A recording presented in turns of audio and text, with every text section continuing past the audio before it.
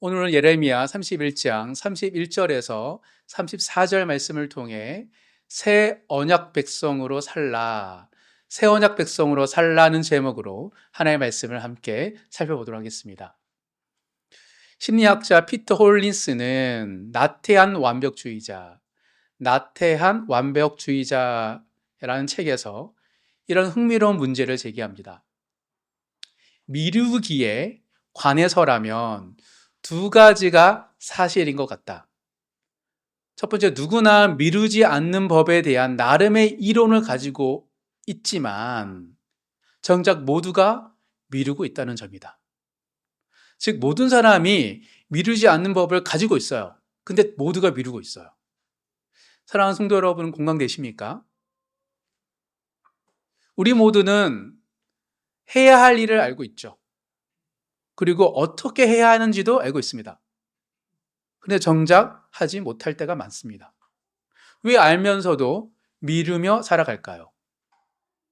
드폴 대학교 심리학 교수 조셉 페라리는 미루기의 원인을 두 가지로 말합니다. 첫째, 사람들은 현재 기분이 내가 주어진 일을 완수하기에 적절하지 않다고 느껴서 행동을 미룬다. 둘째, 곧 기분이 나아질 것이라고 믿기 때문이다. 즉, 이 두 가지가 맞물려 미루기의 파멸고리가 그 사람의 안에 만들어진다라고 말하고 있습니다. 즉, 지금은 기분이 안 좋으니까 미루죠. 곧 나아질 거라고 믿습니다. 근데 막상 기분이 나아지지가 않아요. 그래서 또 미루죠. 마치 같은 자질을 맴도는 해적문마와 같습니다. 악순환의 연속입니다. 저는 이 교수가 미루는 원인을 기분으로 말하는 것을 보고 깜짝 놀랐어요. 완전 저거든요. 저는 미룰 때 기분이 굉장히 중요해요. 그래서 제가 한때는 설교를 할 때 딱 앉았을 때 그 기분이 이상하면 계속 장소를 옮겨요, 집에서도. 그리고 청소를 해요. 안 되면 카페를 가요. 한 날은 카페를 3군데를 돌아다녔어요. 딱 앉았는데 느낌이 안 좋아. 그러면 또 그 카페에서 저기도 또 앉아. 근데 잘 되는데 갑자기 누가 또 와. 그럼 또 가. 저는 미룰 때 그 딱 느낌이 중요하거든요. 몰입할 수 있는 느낌. 뭔가 내가 이 중요한 것을 할 수 있는 상황들. 근데 저만 그런 게 아니고 대다수 사람이 그렇다는 거 보고 되게 깜짝 놀랐습니다. 그래서 저는 기분을 좋아지는 환경과 상황을 만든다고 예열하는 시간이 엄청 많아요. 그래서 저는 보통 한 주에 가장 중요한 거를 처음에 시작했다가 그거를 제일 마지막에 해요. 왜냐하면 그 기분이 안 나니까, 했다가 안 나고 안 되니까. 그래서 저는 마치 막바지가 됐을 때 할 때가 가장 기분이 좋아요. 몰입도 잘 되고. 근데 사실 이거는 몰입이 잘 되는 시간이 막바지여서가 아니고 내 기분이 그때가 가장 몰입할 수 있었던 것이죠. 그래서 정말 심각할 때는 그랬는데 지금은 좀 많이 나아졌습니다. 웬만하면 어디서든 제가 중요한 걸 할 수 있어요. 그리고 주의를 그렇게 정돈하지 않아도 바로 몰입할 수 있습니다. 그렇다면 미루는 사람들은 왜 그토록 자신의 기분을 중요하게 여기는 것일까? 3가지를 얘기합니다. 완벽하게 해내야 한다는 완벽주의가 있어서 그래요. 지금 이 기분 상태로는 요거는 별로 안 나올 것 같아. 그래서 내 기분이 더 좋은 상태를 만들어야 돼. 완벽주의. 또 성공했을 때 찾아오는 변화에 대한 두려움도 있어요. 뭐냐면 또 내가 잘했어. 그러면 또 기대치가 커지는 게 아닐까? 저도 그런 게 있어요. 주반에 초에 설교 끝내며 나 이거 또 보고 또 보고 또 볼 것 같으니까 좀 부담스러워요. 초반에 뭐 꺼내면 또 내가 또 보고 또 보니까 결국은 더 많은 시간을 내가 쏟아야 되는 거 아니야? 기대치가 커져서 가끔씩은 일찍 안 끝내려고 그래요. 그런 두려움이 있죠. 내가 계속 그거를 물고 늙어질까 봐. 그리고 좌절감과 무력감도 있습니다. 이 좌절감, 무력감은 뭐냐면 미루는 습관이 자신이 무력하다고 느끼는 상황에서 통제권을 되찾으려는 방식일 수 있다라는 말에 저는 완전히 공감합니다. 저는 약간 이렇게 미룰 때 내가 통제되지 않는 상황에 오면 밀어요. 그러니까 내가 걱정과 근심과 뭐가 딱 그거에 대해서 시간과 뭐를 할애할 수 있을 때 하려고 미루는 거예요. 그 무력감을 느낄 때. 또 열심히 해봐야 결국 더 많은 일만 생긴다는 내면화된 믿음 때문에 시작을 회피하기도 하죠. 아까 제가 얘기했던 것처럼. 즉, 사람들은 완벽주의, 또 두려움, 좌절과 무력감 때문에 기분을 중요하게 여기고 그 기분 때문에 계속 미뤄요. 기분이 나아지지 않죠. 이런 내적인 감정 문제인데. 그래서 저자는 이렇게 말합니다. 만성적으로 미루는 사람에게 그냥 해! 라고 말하는 것과 임상적으로 우울한 사람에게 기운 내! 파이팅 해! 라고 말하는 것 같대요. 됩니까? 임상적으로 우울한 사람에게 기운 내라고? 마찬가지예요. 만성적으로 미루는 사람에게 그냥 해가 안 돼요. 전 저 자신에게 그냥 하면 되지 않니? 안 돼요. 정말 안 되더라고요.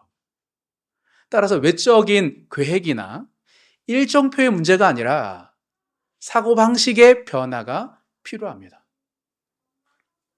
자기 행동의 변화가 아니라 자기 감정을 다루는 내면의 변화가 있어야지만이 미루지 않기 때문이에요. 미루는 거는 스케줄 관리 문제가 아닙니다. 내면의 내 감정을 다루는 사고방식의 문제예요.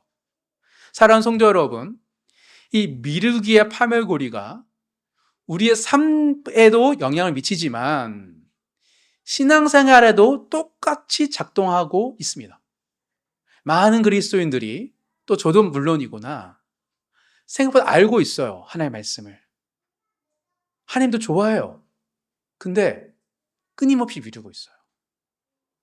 우리 모두는 새 언약 백성답게 살아야 한다는 걸 알고 있습니다. 그런데 지금 당장은 기분이 감정이 적절하지 않는 거예요. 좀 더 준지가 되면, 좀 더 믿음이 좋아지면, 좀 더 상황이 나아지면 그때 제대로 내가 믿음 생활 하겠다라고 미루죠. 그래서 은혜 받고 예배 때 하겠다 해놓고 내려가다가 주차 문제 때문에 싸우고 나서 다 집어던지고 막 성질을 가는 사람이 수두룩합니다. 기분이 그 모든 거를 무너뜨리는 것이죠. 그러면서 같은 자리를 맴도는 해적목마와 같은 신앙생활을 합니다. 쳇바퀴 같은 신앙이에요. 그런데 누군가가 그냥 믿어, 그냥 순종해 라고 말하며 막막해져요. 이것이 우리 모두의 현실적인 삶과 신앙의 문제입니다. 미루는 것, 이 영적 나태함이라는 악순환에 갇혀 신종을 미루는 삶을 살아가기 때문이에요. 잘 안 변합니다. 그래서 몰라서가 아니에요. 다 물어보면 다 대답을 있고 생각도 있고 하나님의 말씀도 있다고 얘기해요. 근데 지금 상황이에요. 그런데요 라고 상황과 환경과 내 감정을 이야기하죠. 그렇다면 어떻게 이 악순환의 고리를 끊어낼 수 있을까요? 지난주 우리는 예레미야서를 통하여 예레미야를 부르신 하나님에 대해서 살펴보았습니다. 그 예레미야가 40년 사역의 끝에서 오늘 본문에서 놀라운 고백을 합니다.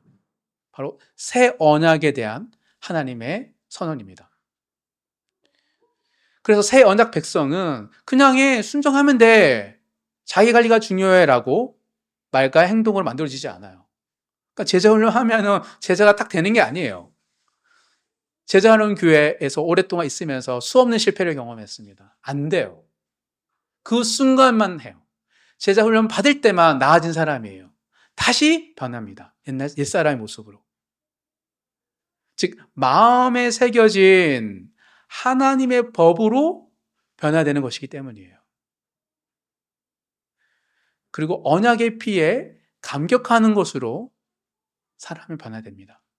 오늘 본문을 통해 영적 나태함이라는 악순환에서 벗어나 새 언약 백성으로 살기 위해 꼭 기억해야 할 세 가지에 대해서 함께 나눌 때 오늘 말씀이 나에게 하신 하나님의 말씀으로 마음판에 새겨지시길 주님의 이름으로 축복합니다. 크게 세 가지를 살펴보겠습니다. 첫 번째, 새 언약 백성으로 살기 위해서는 첫째, 언약을 깨뜨렸다는 것을 자각해야 됩니다. 그러니까 내가 언약을 깨뜨린 사람이라는 것을 자각해야 돼요. 지난 한 주 내가 하나님의 말씀을 어겼다라는 것을 자각하는 사람이 새 언약 백성으로 살아갈 수 있습니다. 31절, 32절 오늘 본문 다시 한번 읽어보도록 하겠습니다. 다 같이 읽겠습니다.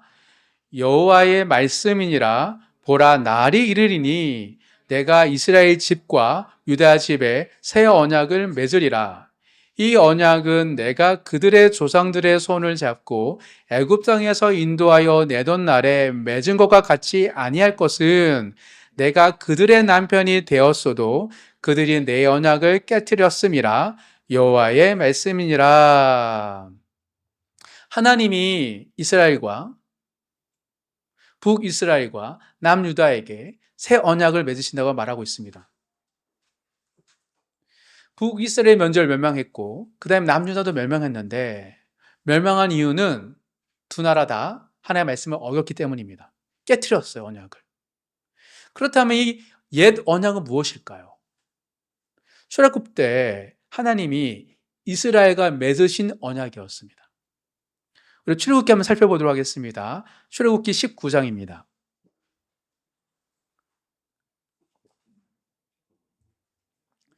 출애굽기 19장 5절 6절 두 절만 읽어보도록 하겠습니다. 출애굽기 19장 5절 6절 다 같이 읽겠습니다. 세계가 다 내게 속하였나니 너희가 내 말을 잘 듣고 내 언약을 지키면 너희는 모든 민족 중에서 내 소유가 되겠고 너희가 내게 대하여 제사장 나라가 되며 거룩한 백성이 되리라.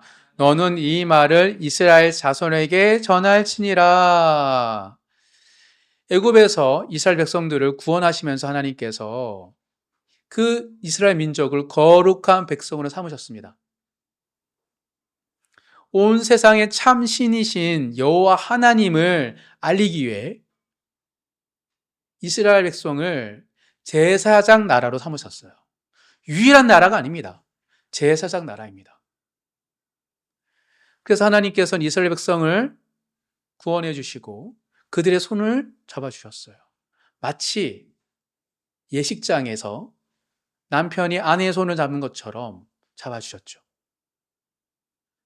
예수님, 하나님께서 잡아주셨기에 홍해를 가르셨고 광야에서 만나를 주셨고 가나안 땅을 허락해 주셨던 거예요.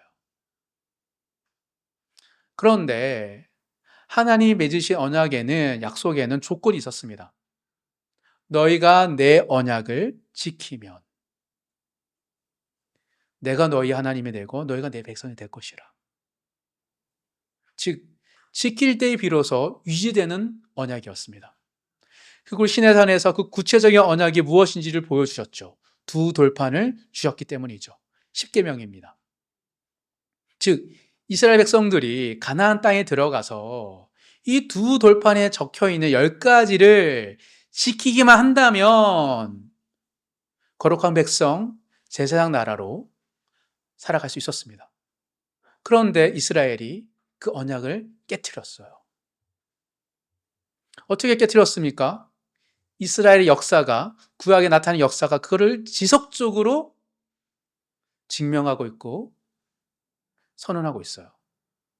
첫 번째 시내산에서 하나님이 모세에게 십계명 돌판을 주시는 그 순간에, 이 언약을 받는 순간에 이스라엘 백성들은 산 아래에서 금송아지를 만들며 절하고 있었죠. 모세가 그 광경을 보고 돌판을 가지고 내려오다가 은혜롭게 던져버립니다. 화가 치밀어서. 언약의 말씀이 새겨진 돌판이 산산조각 났습니다. 그래서 목회자로 살아가면서 이럴 때가 많거든요. 그래서 조심해요. 나도 모세처럼 던지는 것이 아닐까? 그러니 이 던지는 순간 다시 하나님께서 은혜로 이번에는 이제 모세가 깎으면서 두 돌판이 다 회복됐는데 이 던지는 것이, 깨지는 것이 이스라엘 역사의 상징이 되었습니다. 언약은 받았지만 깨트리는 역사, 하나님의 손을 잡았지만 놓아버리는 역사가 이스라엘의 역사가 되었기 때문이죠. 사사시대는 어떻습니까? 이스라엘은 가나안에 들어간 후 반복적으로 사사를 보내셨지만 하나님이 우상을 섬기게 되었습니다.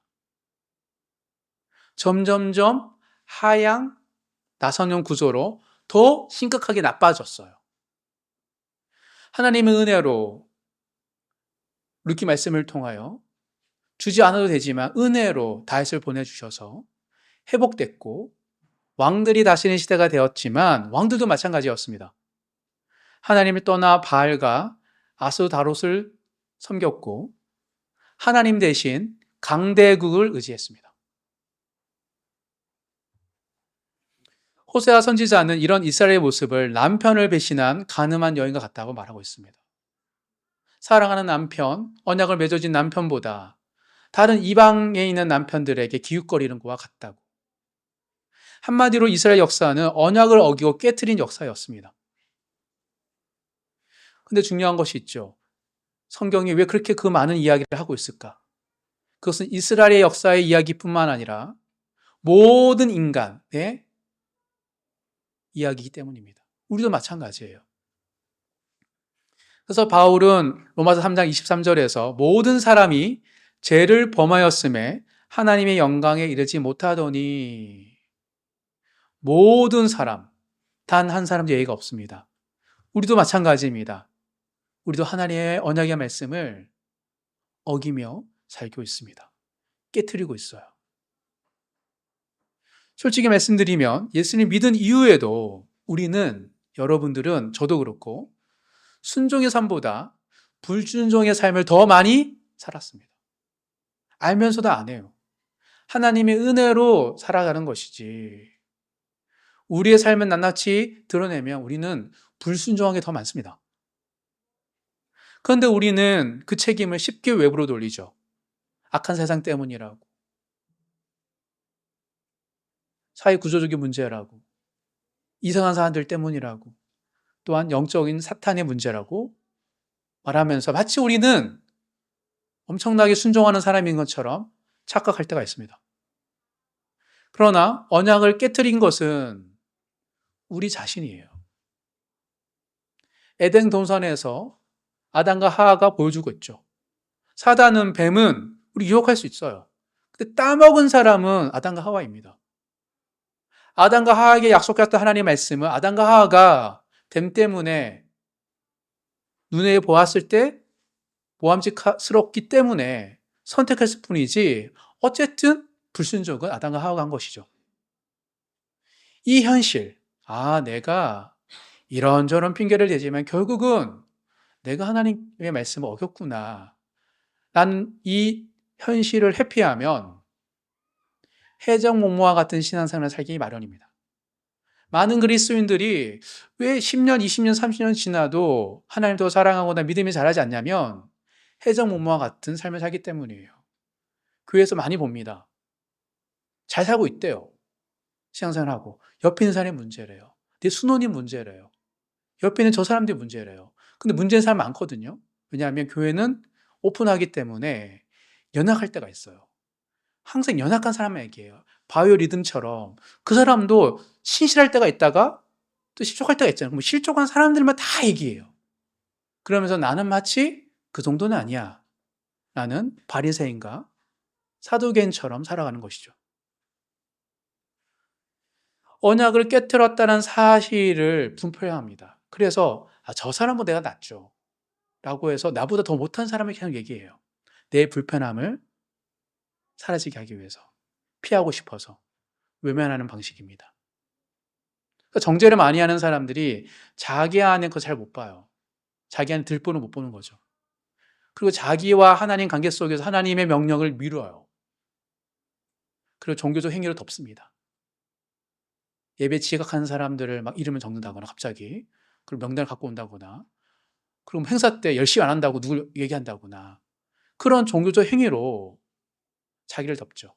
정말 그 사람들을 생각하는 사람은 울어요. 기도를 합니다. 그 사람을 위해서. 그러니까 자기의 불편함을 덮는 방식으로 상황하는 것이죠. 이것이 아까 얘기했던 것은 경험을 회피하는 거예요. 내가 겪어야 할 경험, 불편함, 죄책감을 회피하기 위한 그 회피는 세상에서 가장 나쁜 대처 메커니즘입니다. 단기적으로는 내 기분을, 내 불편함을 피하게 해주지만 실제적으로 내 문제를, 실제적인 문제, 영적인 문제를 미루고 악화시키긴 방법이기 때문입니다. 그래서 그런 식으로 살아가는 사람들은 잘 안 변해요.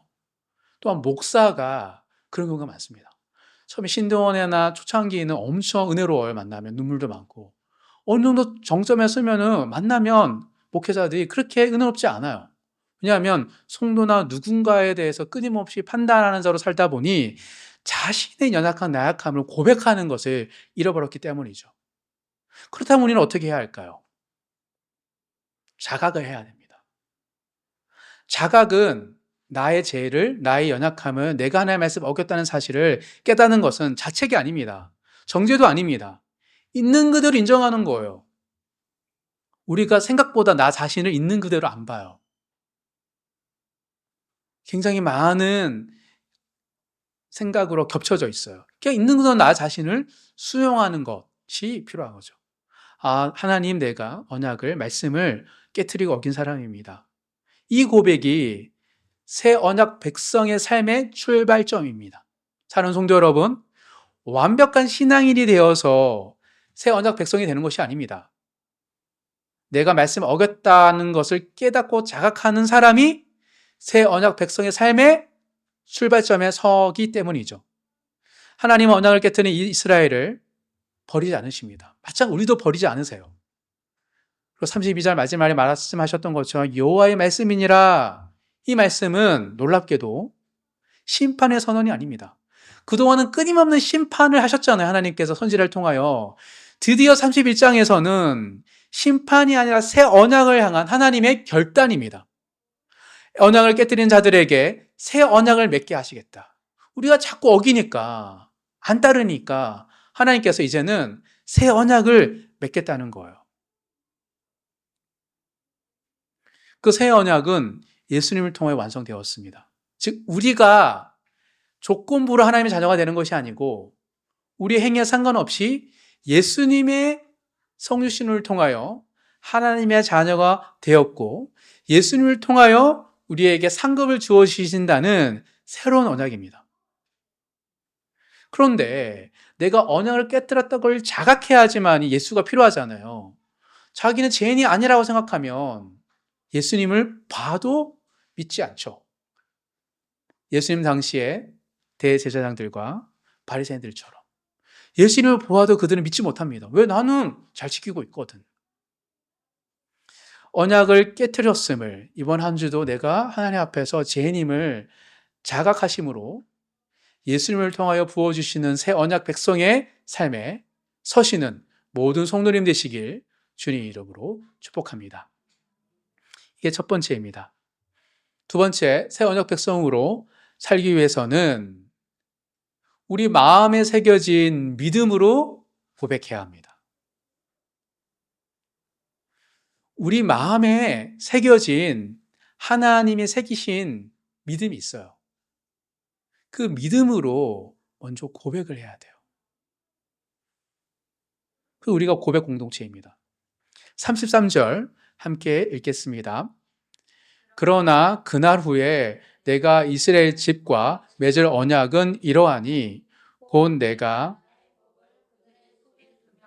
그들의 마음에 기록하여 나는 그들의 하나님이 되고 그들은 내 백성이 될 것이라. 여호와의 말씀이니라. 33절은 그러나로 시작합니다. 언약을 깨뜨린 이스라엘에게 하나님이 새로운 언약을 세우십니다. 무엇이 다르죠? 옛 언약과 새 언약이 차이는 무엇입니까?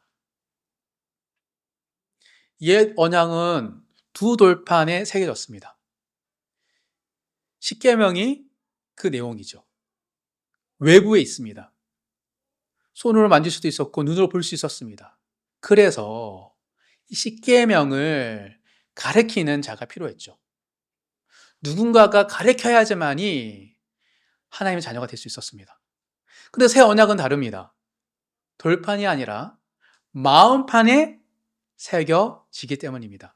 즉 외부에 있는 것이 아니라 우리 마음의 내면에 있습니다.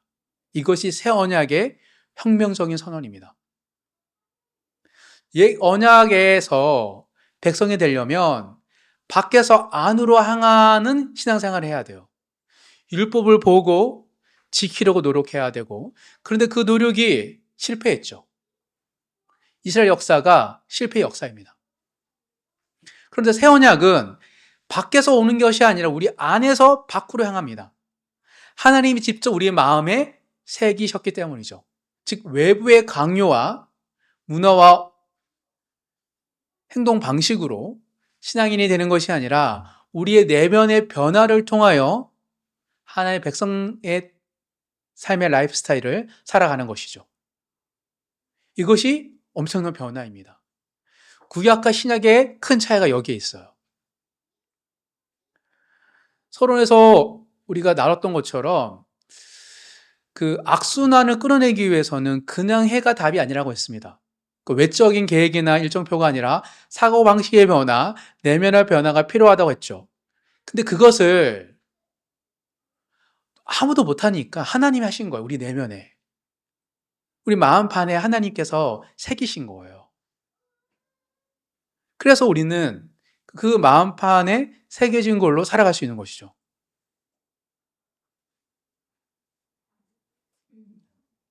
그렇다면 어떻게 우리의 마음에 새겨지는 것일까요? 오늘 본문 34절 다 같이 읽어보도록 하겠습니다. 함께 읽겠습니다. 그들이 다시는 각기 너는 여호와를 알라 하지 아니하리니 이는 작은 자로부터 큰 자까지 다 나를 알기 때문이라. 내가 그들의 악행을 사하고 다시는 그 죄를 기억하지 아니하리라. 여호와의 말씀이니라. 다시는 가르쳐 이르기를 너는 여호와를 알라 하지 아니하리니 가르치지 않아도 된다는 말입니다. 가르치지 않아도 작은 자로부터 큰 자까지 다 알게 되리래요. 새 언약 시대에는 성령이 직접 마음에서 역사하시기 때문이에요. 사람에게 부탁하고 사람을 세웠더니 아무도 그렇게 안 지켜요. 하나님의 말씀을. 수없이 선지자를 보내고 왕을 세워도 아무도 안 지켜요. 그러니까 친히 하나님께서, 성령 하나님께서 각 사람 마음에 들어가셔서 마음을 새기는 거예요. 새 언약 시대에는 성령이 직접 마음에 역사하십니다. 신분이 높고 낮음이 없습니다. 나이 많고 적음도 없습니다. 작은 자도 큰 자도 하나님 직접 알게 하시죠. 이것이 요엘 선지자가 예언한 것입니다. 그 후에 내가 내 영을 만민에게 부어주리니. 그리고 오순절에 성령이 임하심으로 이 예언이 성취되었습니다. 예수님의 제자들도 예수님의 기적과 이적과 부활을 보고 변했습니까? 아니요. 사람이 기적 보고 변할까요? 예수님의 죽음과 부활을 보고 변할까요? 안 변합니다. 성령이 역사하시니까 변해요. 성령이 그들의 마음에 임하실 때 성령께서 한 사람의 마음 속에 하나님의 법을 마음에 새기시기 때문입니다. 옛사람의 생각, 내가 살아왔던 패턴의 삶이 아니라 성령이 주시는 하나님의 법이 내 안에 들어오면서 서서히 이렇게 살고 있으면 안 되겠는데? 라는 생각이 들게 되는 거예요. 그리고 그 새겨진 믿음으로 인하여서 고백이 터져 나와요. 누가 가르쳐 준 것도 아닌데 하라고 실천한 것도 아닌데 갑자기 사람들이 마음에 일어나는 일로 인해서 어떤 고백을 하게 됩니다. 여기서 중요한 질문이 있습니다. 믿음이 먼저일까요? 알미 먼저일까요? 여러분은 믿고 알았어요. 하나님을, 주님을. 알고 믿으셨어요. 우리는 이렇게 생각합니다. 아니, 충분히 알면 믿게 되는 거 아니야? 더 공부하면 잘 알게 되는 거 아니야? 몰라서 못 믿는지 내가 알면 잘 믿죠. 아닙니다. 새 언약은 그 반대입니다. 먼저 마음에 새겨진 믿음이 있고 그 믿음으로 더 깊이 알아가는 거예요. 옛 언약은 알 만큼 믿음의 사람으로 나아가는 거지만 새 언약 시대에는 먼저 믿음이 생기고 그 다음에 하나님을 내 안에 새겨진 나의 마음 가운데 믿음을 주신 하나님을 알아가는 것이죠. 그래서 로마서 10장 10절에는 이렇게 선언합니다. 사람이 마음으로 믿어 의에 이르고 입으로 시인하여 구원에 이르느니라. 마음으로 믿는 것이 먼저입니다. 그리고 입으로 고백하는 거예요. 이것이 새 언약 백성의 순서입니다. 충분히 알아서 믿는 것이 아니라 먼저 믿고 더 깊이 알아가는 것이죠. 그래서 먼저 내 안에 믿음을 주신 하나님 때문에 고백이 터져 나오잖아요. 그러면 이 믿음을 주신 하나님에 대해서 갈망이 생겨요. 그래서 성경을 묵상하는 거예요. 이미 마음에 새겨진 하나님 은혜를 더 깊이 알고 싶어 하기 때문이죠. 의무감으로 성경을 읽는 것이 아닙니다. 마음에 새겨진 믿음이 더 깊어지기를 원하기 때문에 말씀을 사모하는 것이죠. 사랑하는 성도 여러분 어떠십니까? 여러분 신앙은 돌판의 신앙입니까? 아니면 마음판의 신앙입니까? 해야 하니까 예배 드립니까? 해야 하니까 기도합니까? 해야 하니까 성경을 읽고 계신가요? 예배 외부의 규칙이 내면을 움직이는 신앙은 돌판의 신앙입니다. 옛 언약의 사고방식이죠. 이 옛 언약의 사고방식은 실패의 악순환에서 벗어날 수가 없어요.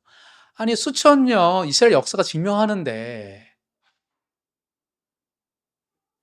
그런 삶을 산다고 살아가는 것은 어리석은 겁니다. 성경은 끊임없이 이런 외부로 인하여서 생기는 신앙생활은 실패할 수밖에 없다라고 끊임없이 얘기해요. 예수님도. 왜? 우리 마음에서 악한 게 나오기 때문에. 근데 마음판에 새긴 신앙은 다르죠. 새 언약의 백성은 다릅니다. 하나님이 나의 하나님이심을 마음속 깊은 곳에서 우러나오기 때문에 여전히 연약하고 나약하고 거짓말하고 욕심도 많고 그래도 하나님을 사랑하는 마음이 있어요. 그래서 내 같은 사람이 예배 드려야 돼요라고 하면서 예배 자리에 오고 두렵고 떨림을 하나님께 기도드리고 말씀을 통하여 또 내가 어길까 봐 두렵지만 그래도 말씀을 통하여서 나에게 말씀하시고 내 마음에 도전케 하시는 하나님의 뜻이 궁금한 거예요. 왜냐하면 나도 내 인생을 볼 때 그림이 안 그려지고 좌절되는데 하나님은 말씀을 읽다 보면 나에 대해서 좌절 안 하시더라고요. 말씀이 안 다가오면 좀 괴로운데 말씀이 다가올 때는 이 말씀을 지킬 수 있는 사람을 또 생각하세요, 하나님? 하나님은 내가 이 말씀을 따르면 따를 수 있는 사람이라 생각하시는 거예요? 라고 포기하지 않고 계속 나의 마음 가운데 도전케 하시는 하나님이 그 열정이 하나님이 나를 바라보시는 그 그림이 너무 신기하고 놀라워서 볼 때가 많죠. 잘 지킬 수 있어서가 아니고 못 지켜요. 저는 잘 못 지키거든요. 근데도 나는 또 나를 자신을 포기하고 나 자신 실망하는데 죄송하고 기도하고 하다 보면 또 하나님이 어느 순간 괜찮아 다시 해봐 라고 할 때 멀뚱히 쳐다볼 때가 있어요. 하나님이 나를 아시나? 아니 이 정도로 나를 생각하신다고? 그래서 말씀을 묵상하는 거죠. 하나님이 나를 향한 하나님의 그 열정이 느껴지기 때문에. 그리고 그걸 느낄 때 우리 마음에 새겨진 믿음으로 또 성령 안에서 믿음으로 고백할 때 새 언약의 백성의 삶이 열려지는 겁니다. 하나님은 나의 하나님이십니다. 나는 새 언약 백성입니다. 나는 성령의 사람입니다. 이 고백이 영적 낙태암이라는 파멸의 고리를 끊어내는 열쇠이고 시작입니다. 성령 안에서 마음에 새겨진 믿음을 담대히 고백하시는 모든 성도님 되시길 주님의 이름으로 축복합니다. 마지막 세 번째입니다. 새 언약 백성으로 살기 위해서 언약의 피에 감격해야 합니다. 예수 그리스도가 흘리신 그 언약의 피에 감격해야 합니다. 자각해야 되고 고백해야 되고 감격해야 돼요. 이것이 새 언약 백성들의 사고방식이 일어날 일들이에요. 내 삶에 내 자각과 그리고 고백과 감격이 없으면 옛사람으로 살아가기 마련이기 때문입니다. 31절 다시 보겠습니다. 읽겠습니다. 여호와의 말씀이니라 보라 날이 이르리니 내가 이스라엘 집과 유다 집에 새 언약을 맺으리라. 우리가 계약을 맺을 때 뭐가 필요합니까? 도장이 필요하죠. 그럼 하나님과 언약을 맺을 때 무엇이 필요할까요? 우리 출애굽기 찾아보겠습니다. 출애굽기 24장. 출애굽기 24장. 옛 언약을 맺을 때 일어난 일을 한번 살펴보도록 하겠습니다. 출애굽기 24장 4절부터 8절. 4절부터 8절. 다 같이 읽어보도록 하겠습니다. 함께 읽겠습니다. 모세가 여호와의 이른 아침에 일어나 산 아래에 제단을 쌓고 이스라엘 12지파대로 12기둥을 세우고 이스라엘 자손의 형제들을 보내어 여호와께 서로 번제와 화목제를 드리게 하고 모세가 피를 가지고 반은 여러 양푼에 담고 반은 제단에 뿌리고 것을 가져다가 백성에게 낭독하여 듣게 하니 그들이 이르되 여호와의 모든 말씀을 우리가 준행하리이다. 모세가 그 피를 가지고 백성에게 뿌리며 이르되 이는 여호와께서 이 모든 말씀에 대하여 너희와 세우신 언약의 피니라. 구약 시대에서 언약을 맺을 때 방식이 있었습니다. 그것은 진승을 잡고 각을 뜨고 그 사이를 언약을 맺는 사람들이 서로 왔다 갔다 하는 거예요. 만약 내가 이 언약을 어기면 이 짐승처럼 될 것이다 라는 죽음의 맹세였습니다. 그 피가 필요했어요. 짐승의 피가. 모세가 시내산에서 언약을 맺을 때 짐승의 피를 제단에 뿌리고 백성에다 뿌렸어요. 이건 1대1의 약속이 아니고 1대 다의 언약이었기 때문입니다. 하나님과 모든 이스라엘 백성들 사이에.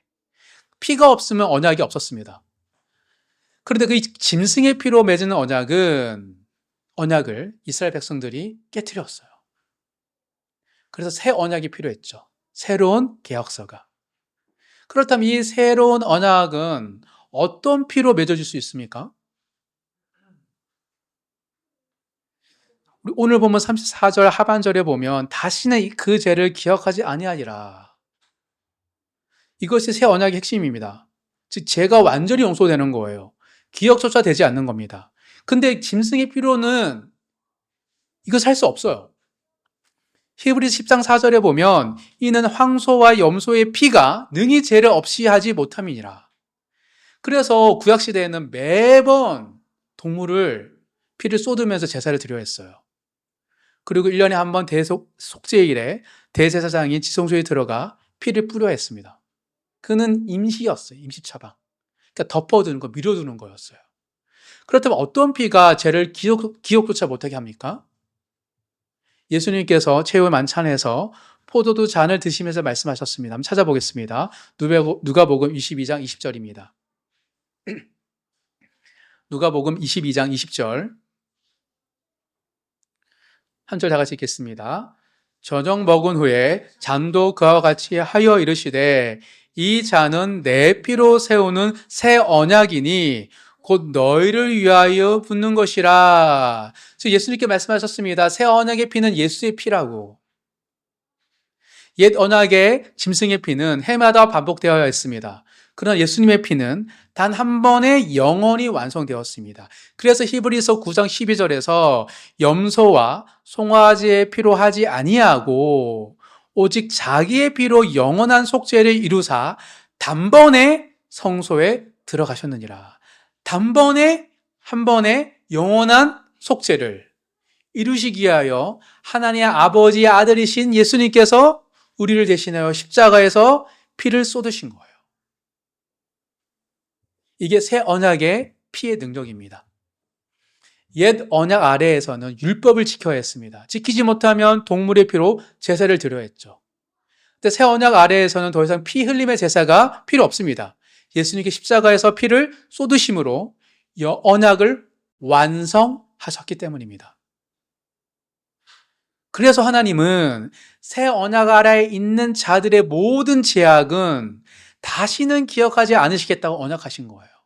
지금 우리가 언약의 백성 안에 있다면, 새 언약 백성 안에 있다면 우리의 죄를 기억하지 않으세요. 예수님 때문에. 이게 얼마나 놀라운 은혜입니까? 여전히 죄를 짓고 있고 구약 이스라엘 백성도 살고 있는데 불구하고 불순종하고 있음에도 불구하고 하나님이 예수님 때문에 우리를 의인이라고 보신다는 거예요.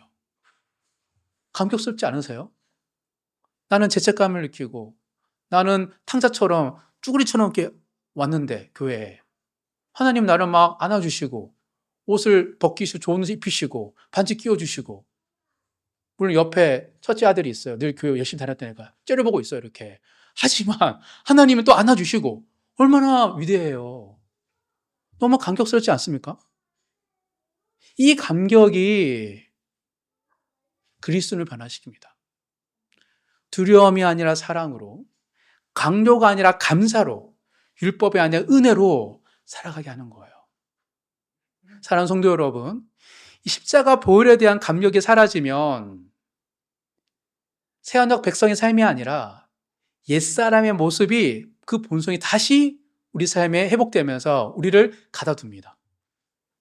안 변하는 사람처럼 느껴지게 해요. 기분이 좋아지면 하겠다고 하고 상황이 나아지면 하겠다고 하고 계속 미루죠. 내 삶도 미루고 순종도 미루고.